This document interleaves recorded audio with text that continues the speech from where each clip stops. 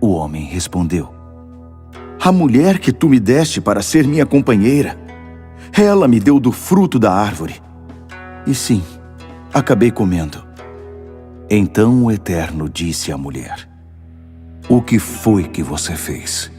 Sabes, há uma frase que me ficou na cabeça e que, acho eu, serve perfeitamente para começarmos.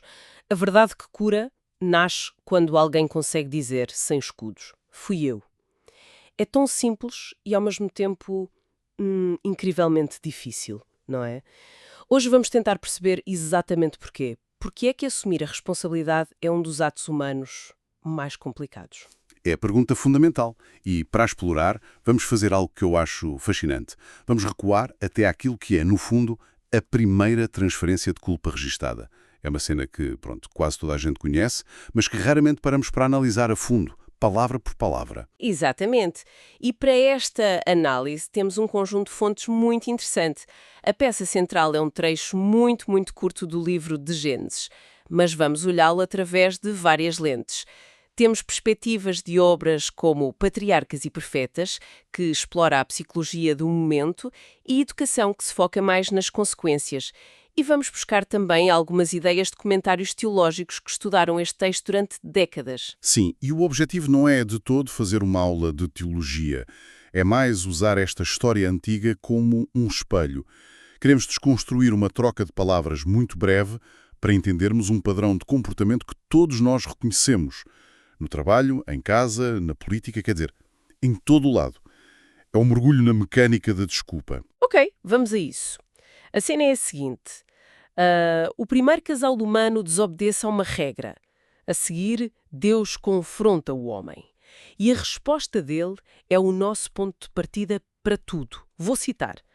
A mulher que tu me deste para ser minha companheira, ela me deu do fruto da árvore. E sim, acabei comendo. À primeira vista parece uma confissão, certo? Ele diz no fim, acabei comendo. Parece, mas é uma ilusão. É aqui que a análise se torna mesmo fascinante. A frase é tipo uma obra-prima de engenharia defensiva. Sim, a última parte admite o facto. Mas tudo o que vem antes é uma muralha construída para desviar a responsabilidade. É o equivalente a dizer, sim, bati com o carro, mas a estrada estava molhada. Exatamente. E outro condutor distraiu-me. O facto é admitido, mas a culpa é completamente externalizada. Espera, vamos dissecar isso. A primeira parte é a mulher. Ela me deu, isso é claro, ele aponta o dedo diretamente a ela. Mas a segunda parte é ainda mais subtil, que tu me deste. Ele está mesmo a culpar Deus ou está só a descrever os factos? É uma constatação. Lá está.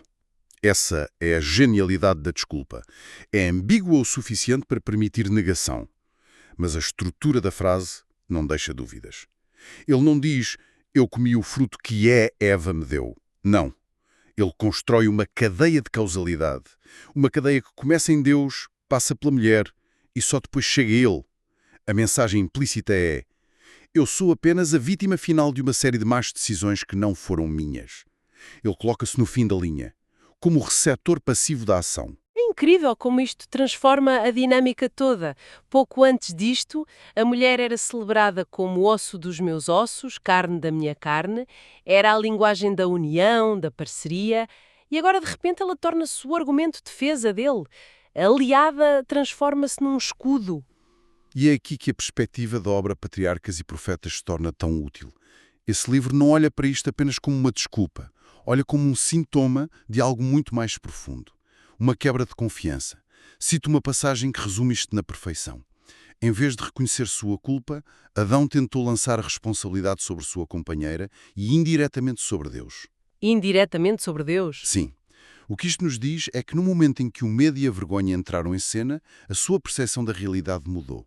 Deus deixou de ser visto como o benfeitor que lhe deu uma companheira e passou a ser visto como o responsável pelo seu problema. Então não é só uma tática para evitar o castigo, é uma mudança fundamental na forma como ele vê os outros e o próprio Deus.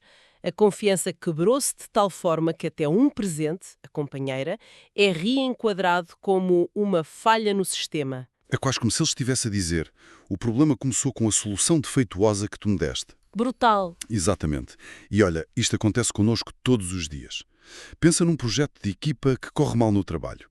Qual é a primeira reação instintiva? É raro ouvir "eu falhei no planeamento". É muito mais comum ouvir "a equipa não colaborou" ou "as instruções que recebi não eram claras". A mecânica é precisamente a mesma. Proteger o eu, mesmo que isso signifique minar as relações de confiança. Ok, a resposta dele é esta teia complexa de acusações veladas. O que me fascina a seguir é a reação de Deus. Ele não entra no jogo, pois não? Não há um espera lá, não ponhas as culpas nos outros? Não? E essa é talvez a parte mais instrutiva de toda a história. Deus ignora completamente a armadilha argumentativa. Ele não debate, não corrige, não desmonta a lógica da desculpa. O que é que ele faz então? Ele simplesmente contorna e dirige-se à mulher com uma pergunta diferente, mas igualmente direta e pessoal. O que foi que você fez? Ao fazer isso, ele está basicamente a recusar-se a ser o árbitro de um conflito de ele disse, ela disse. Precisamente. Está a evitar que a conversa se transforme num tribunal de acusações mútuas? Exato. E com este movimento estabelece um princípio fundamental. A responsabilidade é individual, é intransferível. A influência dos outros é real. O contexto importa, mas a escolha final é de cada um. Deus não permite que a culpa de um se dissolva na do outro. Ele isola a responsabilidade. Isto levanta uma questão. Se Deus já sabe tudo, qual é o propósito destas perguntas? Primeiro pergunta, onde você está? Agora, o que foi que você fez? Não é para obter informação, pois não? De todo. E é aqui que a análise de comentadores como Klaus Westermann é muito útil. Ele argumenta que estas perguntas não têm uma função informativa, têm uma função pedagógica. O objetivo não é que Deus saiba o que aconteceu, é que o ser humano se confronte com a verdade da sua própria ação. A pergunta é um espelho, não é um interrogatório. Portanto, a pergunta, o que foi que você fez, não é uma acusação. É mais um convite à autoavaliação. É como dizer, ok, esquece o que ele disse, esquece as desculpas, olha para dentro e verbaliza a tua própria ação. É isso mesmo. É uma tentativa de alinhar a consciência da pessoa com a realidade dos seus atos. Deus está a criar um espaço para que a verdade possa emergir de dentro, em vez de ser imposta de fora. A obra Educação, outra das nossas fontes, sintetiza isto de forma brilhante. Diz simplesmente, Deus chama cada um a responder por si mesmo. Não há confissões forçadas, porque uma verdade extraída à força não cura. Pode gerar submissão, mas nunca restauração. Isso é muito, muito poderoso, porque a nossa tendência é fazer o oposto. Quando alguém erra, nós queremos expor o erro, forçar a confissão. Mas esta abordagem sugere que a verdadeira mudança só acontece quando a própria pessoa chega à sua conclusão. Sem dúvida. E as consequências de não o fazer, de optar pela transferência de culpa, são devastadoras. É aqui que a análise de teólogos como Gerhard von Rad nos dá uma imagem muito clara do que acontece a seguir. Ele fala de uma ruptura simultânea em duas dimensões. A tal ideia da dimensão vertical e horizontal, certo? Confesso que sempre achei esses termos um pouco abstratos. Pode explicar isso de uma forma mais concreta? Claro, pensa numa estrutura como um guarda-chuva. A haste central, a que segura tudo, é a relação de confiança com Deus, o princípio ordenador. Essa é a dimensão vertical. As varetas que se abrem e criam a cobertura são as nossas relações uns com os outros, a dimensão horizontal. O que von Rad e outros observam no texto é que, no momento em que a haste central parte, todo o guarda-chuva colapsa. As varetas perdem a sua estrutura e chocam umas com as outras. Que ótima analogia. Quer dizer que a ruptura entre o casal não é um problema separado da ruptura com Deus? Não. É uma consequência direta. São duas faces do mesmo colapso. Exatamente. Não é uma punição adicional, é uma consequência natural. Quando se perde a confiança num centro comum, a base da confiança mútua desaparece. A linguagem da união de uma só carne é instantaneamente substituída pela linguagem da acusação e da autoproteção. O outro, que era um porto seguro, torna-se uma ameaça potencial, uma peça a ser usada no xadrez da nossa defesa. Cada um por si. Cada um por si. E vemos isso a acontecer constantemente, em divórcios, em parcerias de negócios que falham. No momento em que a confiança mútua num objetivo ou valor comum se quebra, a relação desintegra-se. Desintegra-se em acusações e narrativas de autoproteção. A história apenas se repete. Repete-se, porque está ligada à nossa dificuldade fundamental em lidar com a nossa própria falibilidade. E voltamos sempre ao ponto de partida. Admitir o facto é fácil, assumir a responsabilidade é doloroso. A admissão diz, isto aconteceu. A responsabilidade diz, Fui eu que fiz acontecer. É a única forma de começar o caminho da restauração. A verdade que é simplesmente exposta por outros pode levar à humilhação, ao ressentimento. Mas a verdade que é descoberta e assumida pela própria pessoa abre a porta à mudança. As perguntas de Deus não encurralam, elas abrem um caminho. Um caminho para que a pessoa possa eventualmente chegar àquele ponto de vulnerabilidade total e dizer fui eu, sem mais nada a acrescentar. É fascinante pensar que uma interação tão curta, de poucas frases, possa conter uma psicologia tão complexa e tão atual sobre as nossas relações. Porque toca no núcleo do que significa ser humano.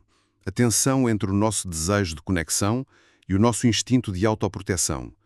A transferência de culpa é o que acontece quando o segundo vence o primeiro. Ok, se tivéssemos que resumir as grandes ideias que retiramos desta análise, o que destacarias? Para mim, a primeira é, sem dúvida, essa distinção brutal entre admitir um facto e assumir a responsabilidade.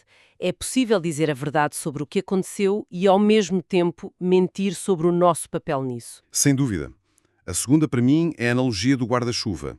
A ideia de que as nossas relações uns com os outros, o horizontal, não sobrevivem quando a nossa relação com um princípio de verdade e confiança, o vertical, se parte.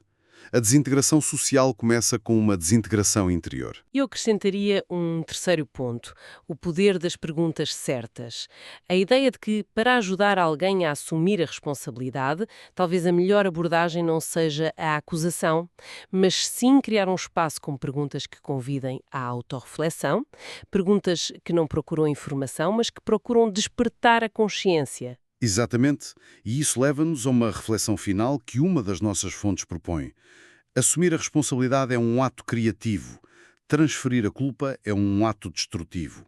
E é uma frase que resume a diferença de forma muito poderosa. Enquanto a culpa procura culpados, a restauração procura consciência. Uau!